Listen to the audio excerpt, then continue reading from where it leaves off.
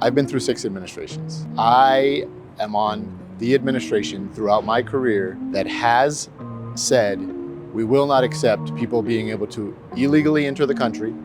Since 1929, it's been criminal offense to come in between the ports of entry illegally. Now that message is out.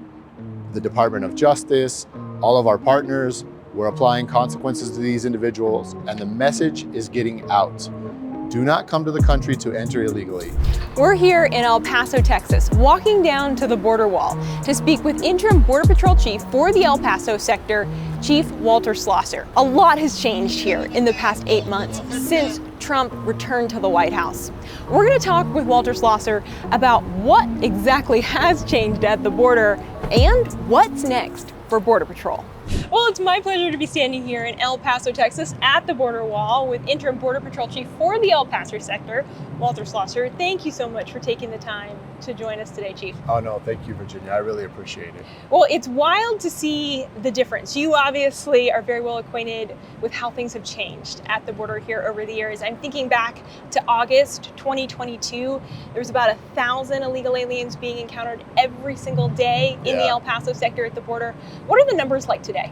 It's a night and day difference from what we've seen before. In those times, a year ago, 2 years ago, 3 years ago, we would have, I think the actual number is like 988 individuals that would come in every day on the average, 1,000.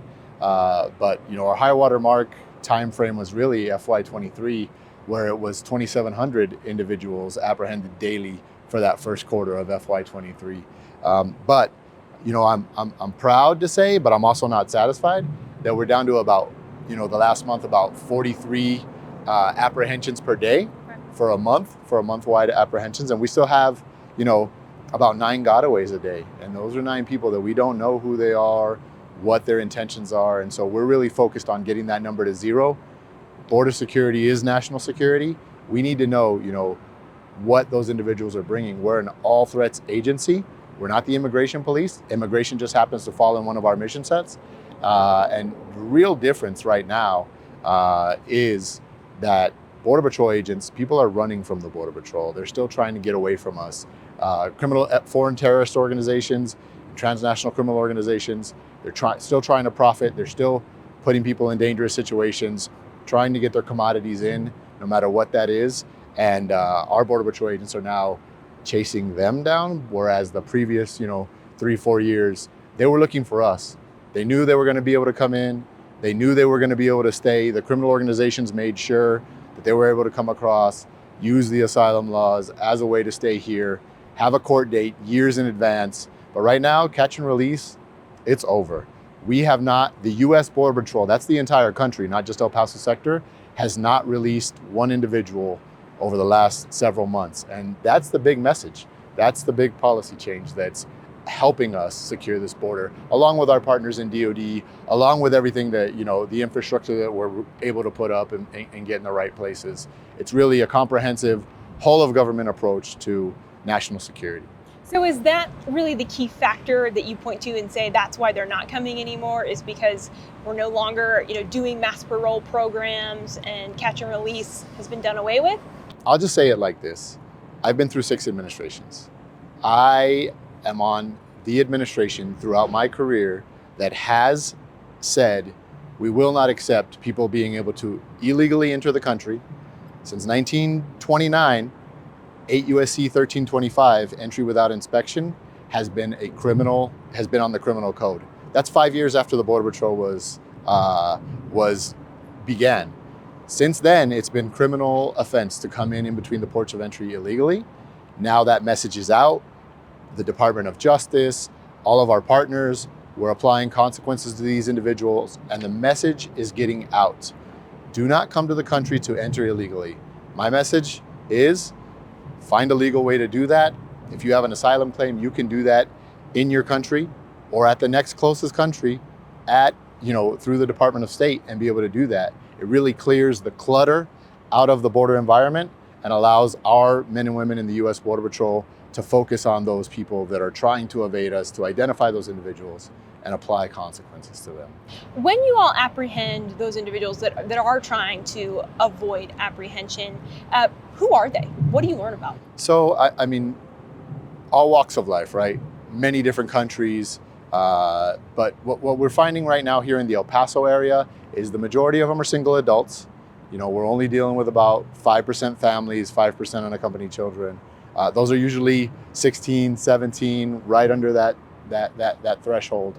And we're finding out that majority Mexicans, then followed by Guatemalans, Ecuadorians, single adults, and you know, they are in the smuggling cycle or attempting to enter with a nefarious purpose into the United States.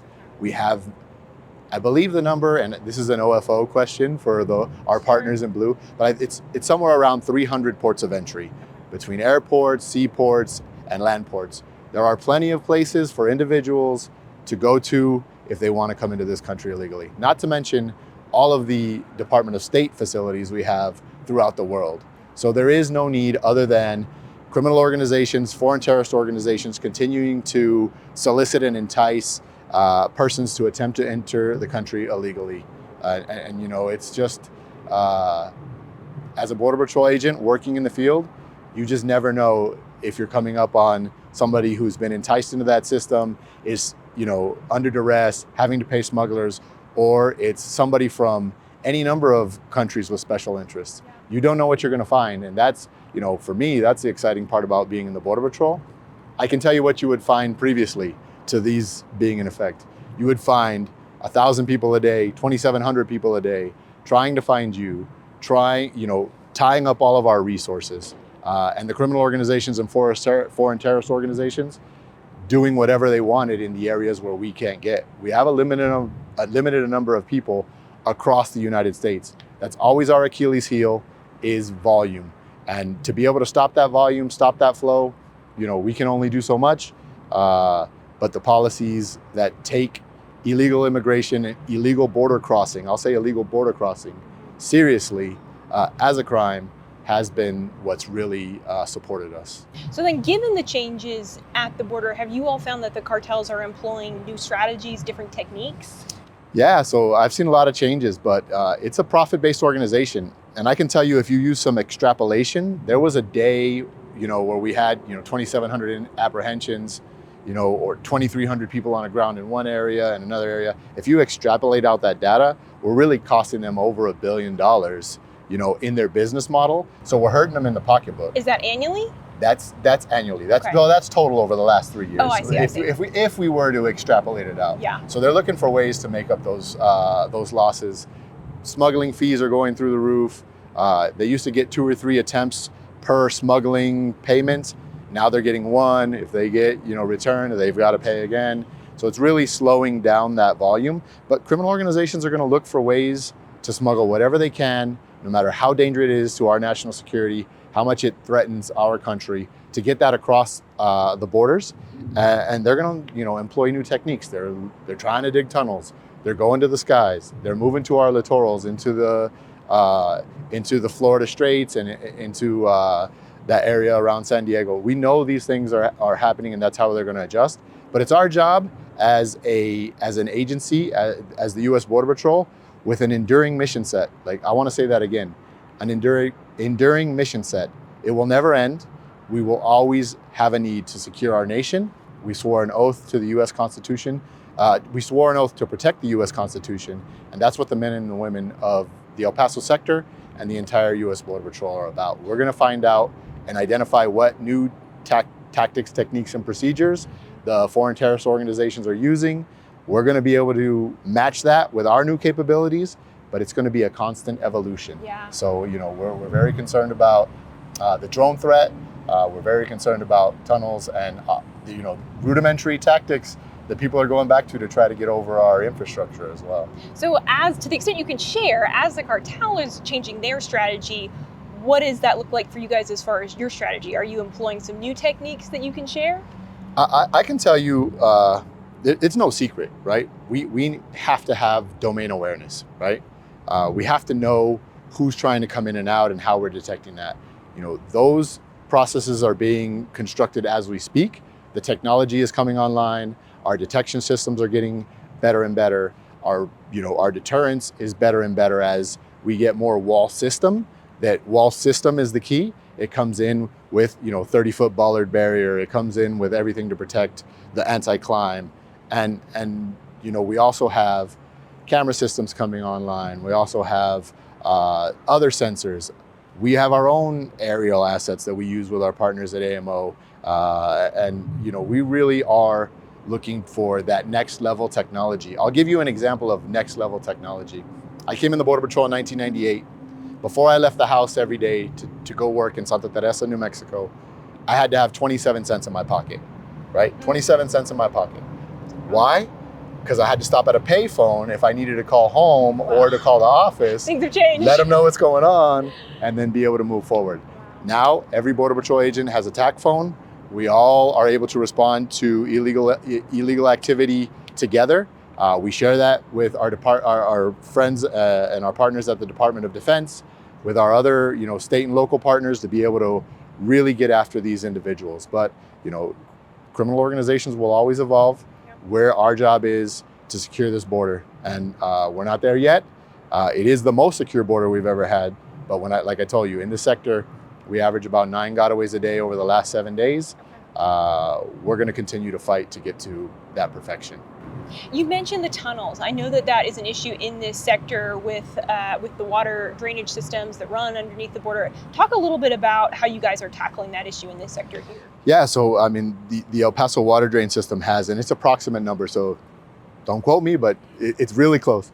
It's about 132 exits from their drainage system, which they can access because we have to be able to get this water out when we have the torrential rains in the AOR. So we defend those accesses hard, and then now in January we had a tunnel, went under the Rio Grande River, tapped into that system, and then it's just trying to figure out where people come out, right? So we're continuing to develop technology and employ technology that allows us to do that. A lot of that is going to be able to come in with the big beautiful bill and the money that we're about to receive, or we've received. We're very appreciative of that, and we're going to deny access, subterranean, on the ground, and in the air. That's where we're moving. That's the evolution of technology, and we've got to be prepared for that. We're doing our best to be ready. But I will tell you what, these are DoD-sized problems, right? We have never been, until this big beautiful bill, we have never been funded with DoD money. So it is so critical for us to get that funding, and now we can really attack this problem. Wow. If you would, speak a little bit more to that, because folks might not understand, sort of like, you guys have what you need, you got your trucks down here, you got lots of personnel, there's obviously a huge push for new agents, but how important is that funding for you guys getting the technology that you need in order to, get those numbers essentially down to zero as far as those encounters? It's critical. It would not occur without that funding. Even right now, as these things come online, we're using a very brute force deployment strategy. What do I mean by that? It's agent-centric. We're on the front lines. Our soldiers are right next to us, who have taken on this mission, and really come in here with fresh eyes, allowed us to look at things, see the operational picture, and make those adjustments. But if we didn't have that assistance, while we're waiting for, and we're not waiting, it's already started. Like today, we are building walls, we are putting in infrastructure, we're putting in technology that is going to help each of us do our job better. We're already funded now to 25,000 Border Patrol agents across the country. And, that's a really good start. We're working to get to that. We are the most secure border that there has ever been right now. And by the end of that infrastructure and that wall system, we're going to be able to move and adjust appropriately where we need to be and get ahead of those criminal organizations. Be ready for them, instead of previously we were looking at the ground, waiting for footprints, and then saying, oh, now we're going to know these things well ahead of time. That domain awareness is key. That's where it all starts, at domain awareness. Well, it starts with the policy, followed second by domain awareness. And then that critical infrastructure going in the right places, allowing us to shape the border environment. We have, our intel assets. We have really good partners with the Department of State, and our ability to push that border farther south, where we can stop a lot of this flow coming in to Mexico, into Guatemala, Honduras, El Salvador, really get a comprehensive global border security strategy moving forward. So critical. Well, I'm thinking even, the wall, we were talking about it earlier, even the wall we're speaking in front of, new within, just the past 12 months or so. Yeah. And there's this huge push to fill those gaps in the wall. I know Secretary Noem was here last week talking about wall construction and painting the wall black. I mean, lots of big changes. Speak a little bit to that, just for you guys, how important is the wall structure for Border Patrol agents, and even why paint it black? Yeah, no. So I got to stop and thank Secretary Noem for coming down. I got to thank, Commissioner Scott for his support, and, Chief of the U.S. Border Patrol, Mike Banks. He came down as well. We were, Chief Banks and Secretary Noem, they were out there right with us, painting the wall black. It is a huge deterrent. First and foremost, we have to protect our infrastructure. You can see that, the wall system will oxidize, and we've got to protect that. It's a lot easier to go back and ask Congress for some money to paint it than it is for us to build it. So we want to make sure that we keep this. It lasts a lot longer. If we leave it bare, we've got about a 25-year life cycle. But if we really get after it, take care of it, protect it, it's going to reap dividends for national security, for the country, for many, many, many decades to come. And that's the intention. It gets hot. It gets about 150 to 180 degrees. I recommend that nobody touch it, to include criminal organizations. When it's hot like that, it's going to deter a lot of those crossings and climbings from people. So many changes in such a short period of time. It's really a testament to how quickly an administration can shift things down here. What is to prevent a future administration from coming in and again shifting things, and things go back to how they were for the previous 4 years? Well, ma'am, the U.S. Border Patrol, each and every agent, each and every employee, we swore an oath to the Constitution of the United States of America. That's what we've sworn to defend, and we're going to defend that. We are going to defend national security. Like I said, I've been through 6 administrations. We get more support, we get less support. I don't believe what we're setting in place right now, what we have the opportunity to put in place right now, is something that can be brought down so easily. And we, as defenders of the Constitution, are going to defend this border no matter what. So we're going to be out here, each Border Patrol agent is going to be out here looking for people who are trying to commit a crime, coming into our country illegally. And we're going to continue, as long as we possibly can, to put people on planes, to get them out of the country. Because if we allow one person to stay who crosses, and they get to stay for any amount of time, then the next day, I use the red shoe, blue shoe principle.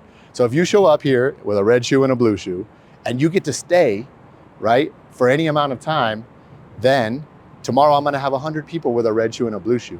And if the majority of those get to stay, it's going to be 2,000, 2,700. We've seen that happen. We can't allow that to happen again. We have to make sure that we take a good look at what's going on across the border, policy-wise, infrastructure-wise, strategic communication-wise, and make sure that it is known and it is enforced that you cannot enter the United States illegally. It's a national security problem. It's our biggest national security problem if it gets out of hand, and we're going to continue to fight that no matter what administration says. Yeah. When you think about all of these changes, what you guys are implementing now and to come, what do you want your legacy to be as chief here? I don't have a personal legacy. There's no Walter Slosar legacy, ma'am. It's all about the men and women of the U.S. Border Patrol. It's all about our partners here. And what I want for this sector is national security. I want them to be able to come in, do their job every day with the right equipment, with the right technology, and be able to put bad people in jail and protect the American public, not only in El Paso, Texas, but I mean in Chicago, I mean in Kansas City, I mean throughout the nation. What happens on the border affects everybody. Border security is national security, and there's no doubt about that. We're gonna be all brakes, no gas, downhill to protect this border, and we're gonna make sure that that's the legacy where El Paso sector, the legend began. Yeah. Finally, are you feeling the support from local leaders, from politicians? Obviously, the El Paso sector includes both this section here in Texas, but then all of New Mexico as well. Are you feeling that support from the governor in New Mexico, from Governor Abbott here in Texas? So I'll say Texas took on the fight when nobody else would take the fight and the U.S. Border Patrol was busy. So I have to first and foremost say I thank Governor Abbott for his men and women, his Department of Public Safety, and his Texas Military Department that he had out here while we were busy processing individuals and not being able to patrol the border. On the New Mexico side, I work with the Organized Crime Commission very well. That's direct responsibility of the governor of New Mexico. She's definitely concerned about crime in her state, and as we all are. And so I feel the support on both sides. And like I've said before at the beginning of this, I've been through so many administrations, so many politicians.